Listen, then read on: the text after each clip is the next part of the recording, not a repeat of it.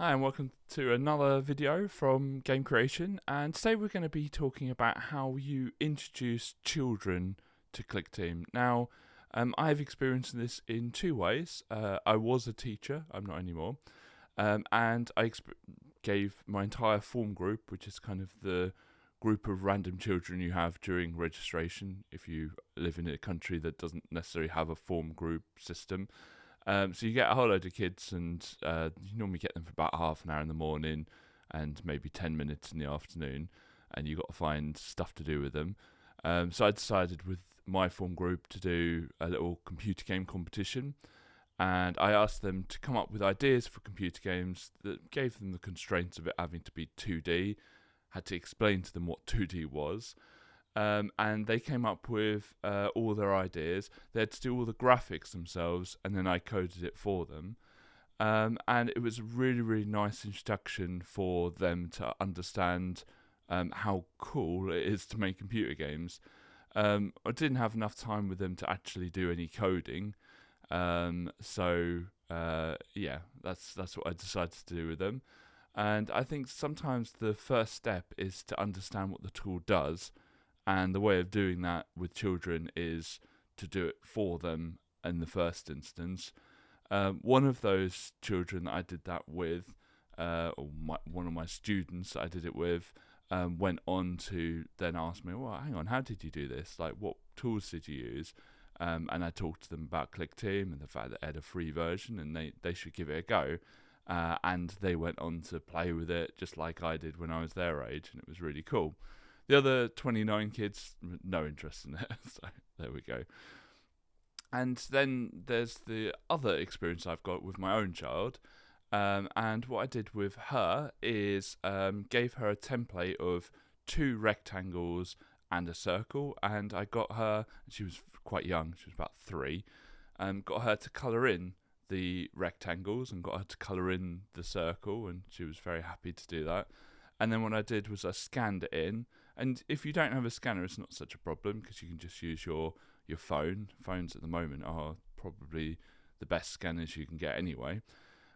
Take a picture of it and then just crop them out in Microsoft Paint or Photoshop or whatever you've got available. And then you can make your own little Pong game. And she absolutely loved that. The fact that she created the graphics for it. We then went on to do a unicorn adventure game where I found a template for a unicorn, and she coloured that in, and then the unicorn had to jump over the hedges as the unicorn was running. But I would advise, in the first instance, show the child that you want to introduce Clickteam to, show them what it can do. I know that probably a lot of you out there are like, well, hang on, no, when I was young, I had to learn it all myself. I think kids these days are very different. Like what I grew up on was as I said in the video last week, was the BBC Acorn, which was just or Micro, sorry. It was just line 10, line 20, line 30, and you had to code it yourself to play the games. These days, all the games and stuff are on their phones. They just download it from an app store.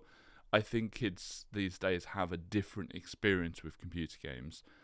They just exist, and they're so far from the programming that they don't really understand that kind of layer. So I think the approach now is probably very different, and they need to be introduced to the fact that it is very achievable to make your own computer game, especially with tools like Clickteam, and B, it takes an awful lot of patience and an awful lot of time. And a game like Pong is quite a nice way to start because you could do probably the game of Pong. In fact, actually, this is a competition for you. One for the comments. How many lines of code? What's the minimum lines of code you need in Clickteam to program Pong? So I would imagine you would need a line of code to say if the ball goes off at any direction to make it bounce. If it goes off on the left side, add 1 to score to one player, and then the other side, add 1 to score to the other player. You need to somehow put it back Oh, hang on one sec. Oh, sorry about that. That was my daughter dressed as a pirate for some reason. Yeah, just so it's understanding that I think that that children these days don't understand that layer and then the layer and then the layer, like low level programming, middle level programming, and then the high level programming. Clickteam's like the highest level programming you can get, as in you're so far away from the underlying code. But I still think there's a way of working with them on doing the Pong and going, okay, so you know, what if we don't have the collision detection? What happens? And just show them that the ball just flies off and then you don't see it anymore. And Clickteam has a mechanism to destroy it after a little bit, so it's just going to be completely gone. And yeah, just filtering that in. Have you taught a child how to use Clickteam at all? What are your experiences? I'm really interested to know. Anyway, that's it for today's video. Again, if you've got suggestions for what to do, what me to discuss in Wednesday, Thursday, Friday, I'm not going to do any coding this week, but I'm really enjoying just talking for 2 weeks. It's been really, really interesting reading your comments, so please keep them coming in.